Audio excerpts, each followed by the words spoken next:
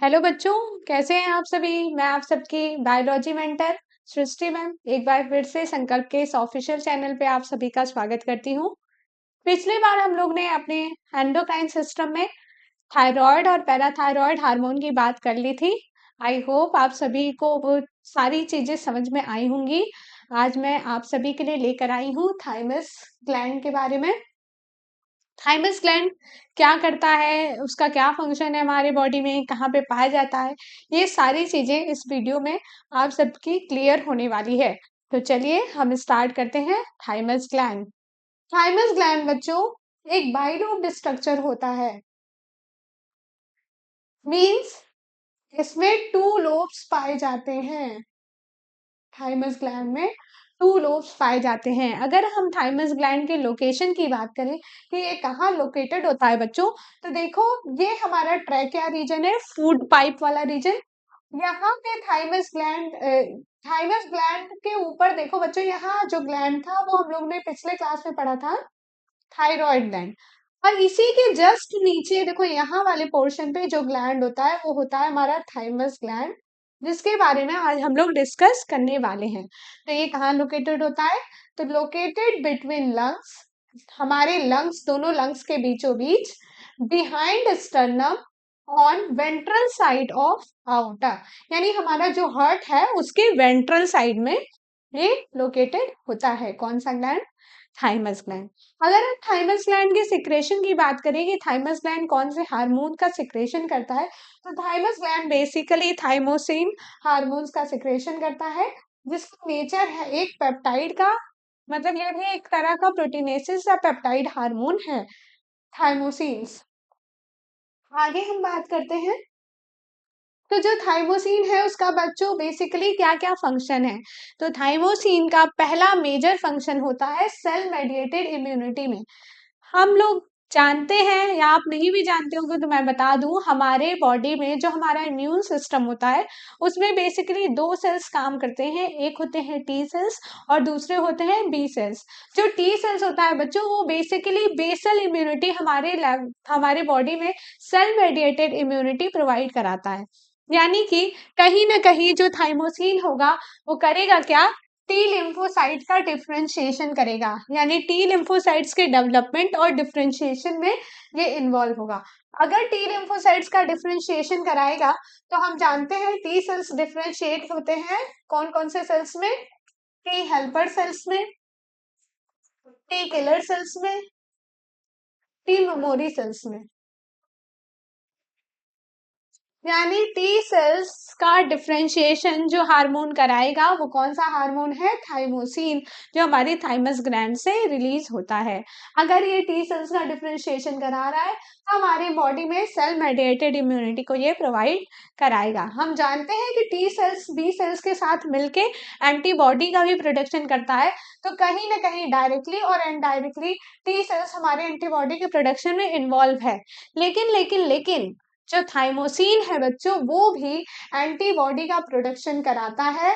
अगर ये एंटीबॉडी का प्रोडक्शन करा रहा है तो हम जानते हैं कि जो एंटीबॉडी होती है वो किस चीज में हमारे इन्वॉल्व होती है, किस इम्यूनिटी में, वो इन्वॉल्व होती है हमारे ह्यूमरल इम्यूनिटी में। ठीक है बच्चों, तो यानी कि थाइमोसिन टी सेल्स और बी सेल्स दोनों के प्रोडक्शन में मेजर रोल प्ले करेगा। यानी कहीं ना कहीं थाइमस ग्लैंड हमारे बॉडी के इम्यून सिस्टम से रिलेशन रखता है। इम्यूनिटी क्या होती है, हम सभी जानते हैं, इम्यूनिटी किसी भी डिजीज से लड़ने की जो क्षमता होती है, जो हमारे बॉडी में ऑलरेडी डेवलप हुई होती है।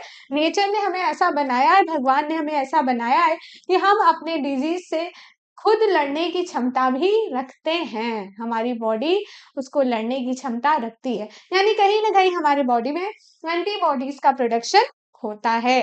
सेल मेडिएटेड इम्यूनिटी हमारी बॉडी किसी भी पैथोजन के अगेंस्ट प्रोवाइड करती है हमें।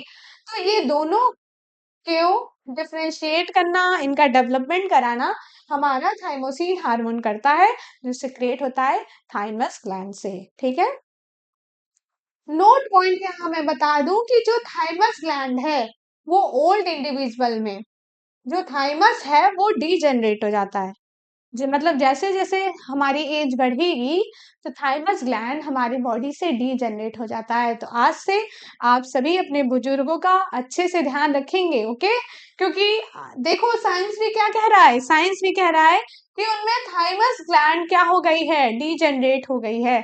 तो बच्चों, अगर थाइमस ग्लैंड डीजनरेट हो गई है तो थाइमोसिन हार्मोन्स भी सिक्रेट नहीं होगा, यानी कहीं ना कहीं उनके बॉडी में जो इम्यूनिटी डेवलप होती थी, जब हम लोग ऐसे हेल्दी हैं, हमारे बॉडी में जो इम्यूनिटी डेवलप हो रही है वो अब उनके बॉडी में डेवलप कहीं ना कहीं नहीं होगी।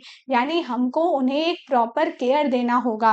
हम लोग अगर ठंडी में बीमार नहीं पड़ रहे हैं, हम लोग को कोई चीज बहुत जल्दी इफेक्ट नहीं कर रही, लेकिन उनको वो चीजें बहुत जल्दी इफेक्ट कर सकती हैं।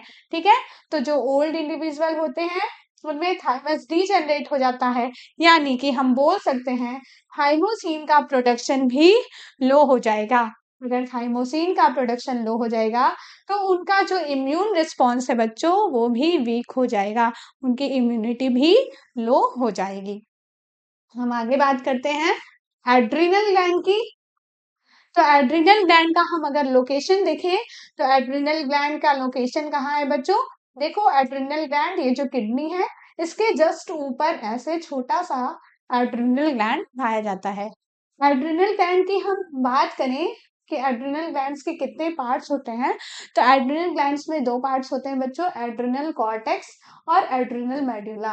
यानी कहीं ना कहीं एड्रिनल ग्लैंड का ये जो आउटर वाला लेयर होगा ये होगा कॉर्टेक्स, और इसके जो अंदर वाला लेयर होगा ये होगा मेडुला, और इसके ऊपर यहाँ हमारी किडनी। ठीक है बच्चों? तो एड्रिनल ग्लैंड के भी दो पार्ट, एड्रिनल कॉर्टेक्स और एड्रिनल मेडुला, और ये दोनों पार्ट बच्चों अलग अलग हार्मोन्स का सिक्रेशन करते हैं। अगर हम एड्रिनल कॉर्टेक्स की बात करें, आउटर पार्ट की बात करें एड्रिनल ग्लैंड के, तो ये थ्री अदर्स पार्ट में डिफ्रेंशिएट होता है। एक होता है जोना रेटिकुलरिस, एक होता है जोना फेसिकुलेटा, एक होता है जोना ग्लोमेरुलोसा। ये तीनों पार्ट मिलके बनाते हैं आपके एड्रिनल कॉर्टेक्स। ठीक है?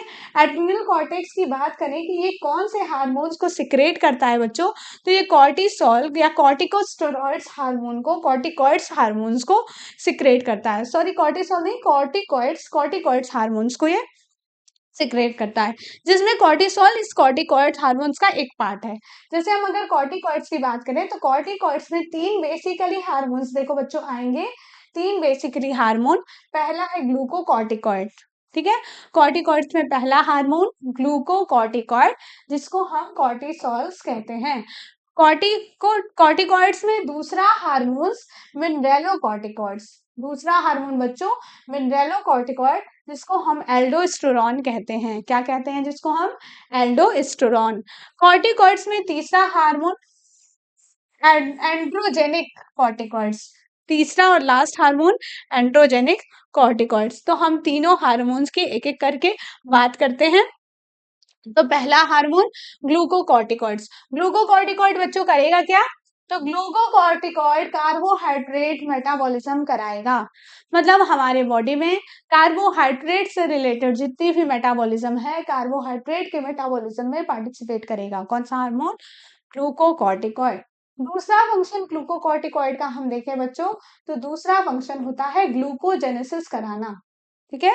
ग्लूकोजेनेसिस, यानी कहीं ना कहीं कहीं पर भी बच्चों ये वर्ड अगर आ जाए जेनेसिस, तो उसका मतलब होता है फॉर्मेशन। जेनेसिस का मतलब होता है बच्चों फॉर्मेशन, यानी कि ये फॉर्मेशन कराएगा किसका?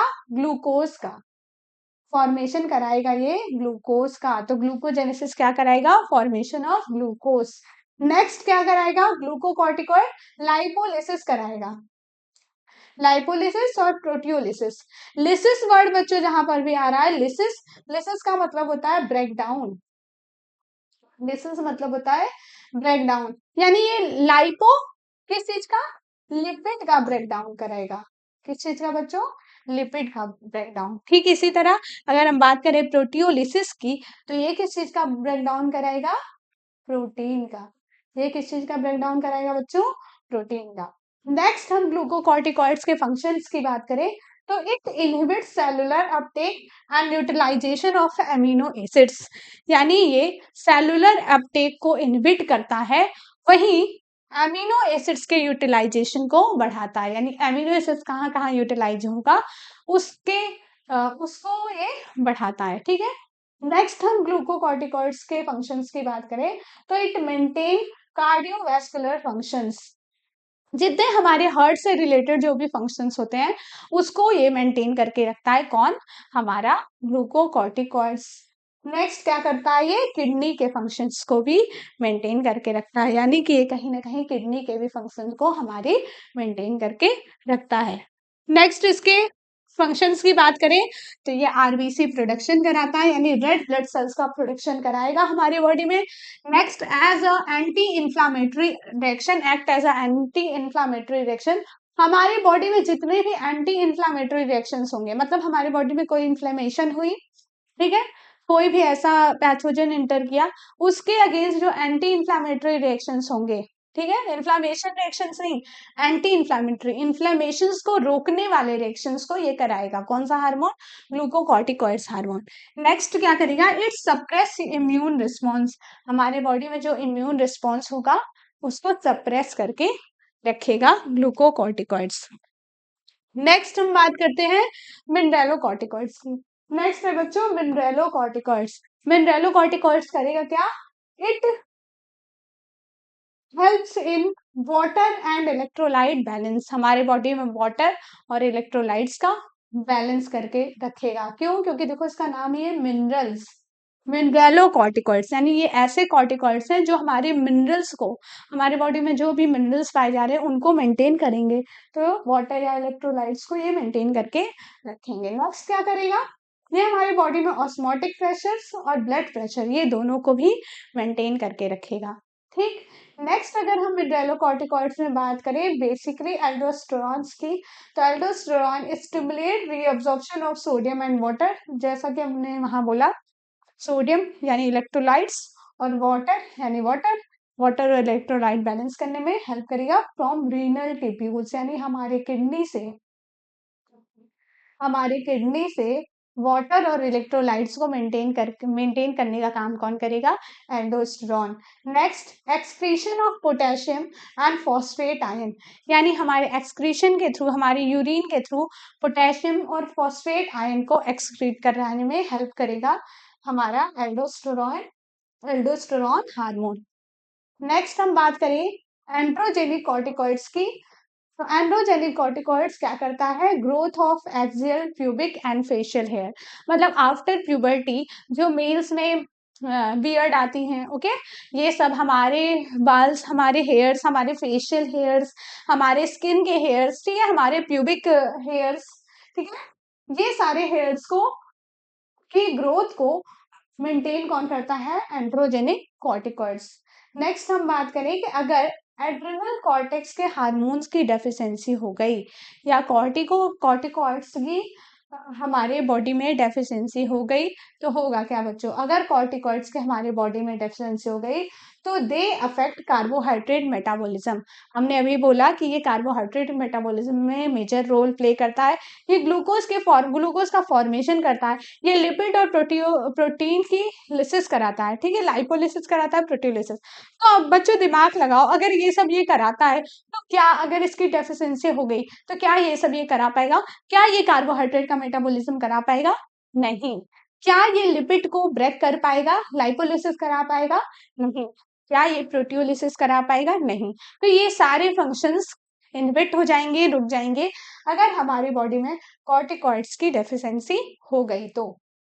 नेक्स्ट, अगर इसकी डेफिशिएंसी है तो हमें एक्यूट वीकनेस लगेगा, हमारे बॉडी में वीकनेस लगेगी, हमें थकान लगेगी, और ऐसा अगर सारा सिम्टम्स हमारे बॉडी में देखने को मिल रहा है तो ऐसे डिजीज को हम कहते हैं, एक नाम देते हैं एडिसन्स डिजीज, ठीक है, यानी कि एडिसन डिजीज बेसिकली कॉर्टिकॉइड्स की वजह से, कॉर्टिकॉइड्स की डेफिशिएंसी की वजह से हमें देखने को मिलता है, जिसका ये सारा सिम्टम्स है, कार्बोहाइड्रेट मेटाबॉलिज्म में अफेक्ट हो जाता है, एक्यूट वीकनेस हो जाती है, और हमारी बॉडी में थकान हमें फील होती रहती है, मतलब हमेशा लगेगा कि हम थक गए।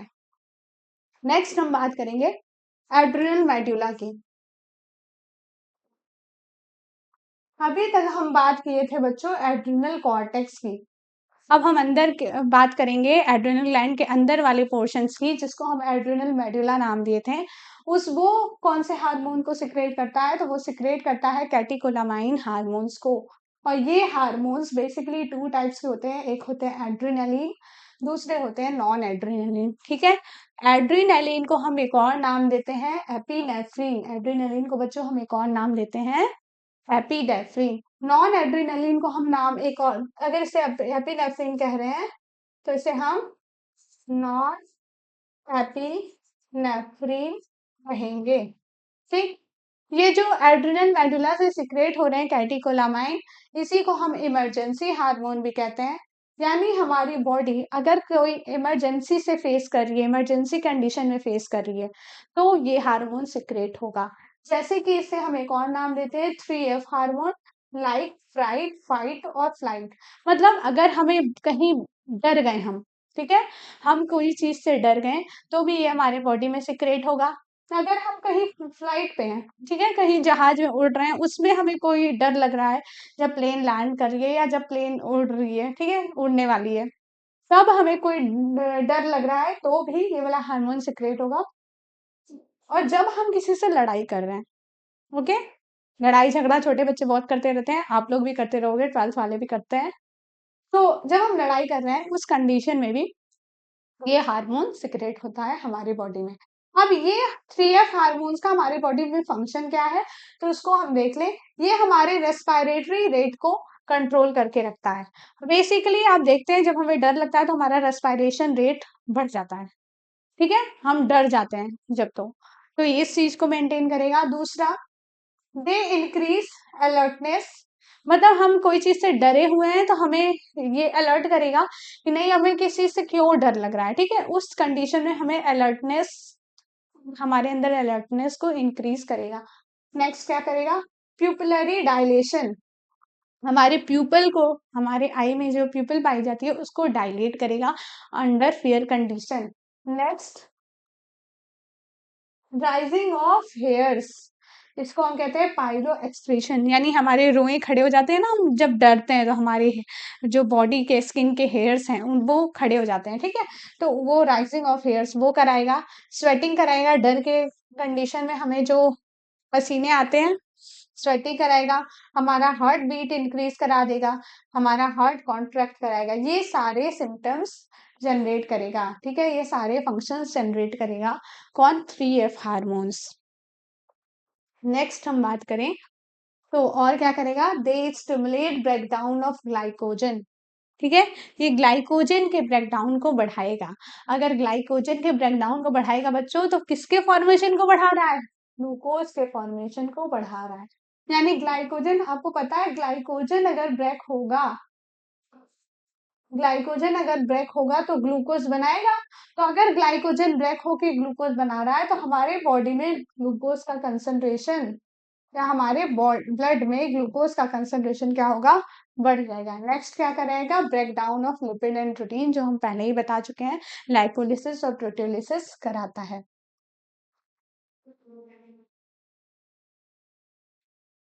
ठीक है बच्चों, इतना सारा कुछ कराता है। तो आज एड्रिनल ग्लैंड्स में इतना ही, फिर हम नेक्स्ट क्लास में मिलेंगे आप सभी के लिए नेक्स्ट ग्लैंड लेकर। ठीक है, थैंक यू सो मच।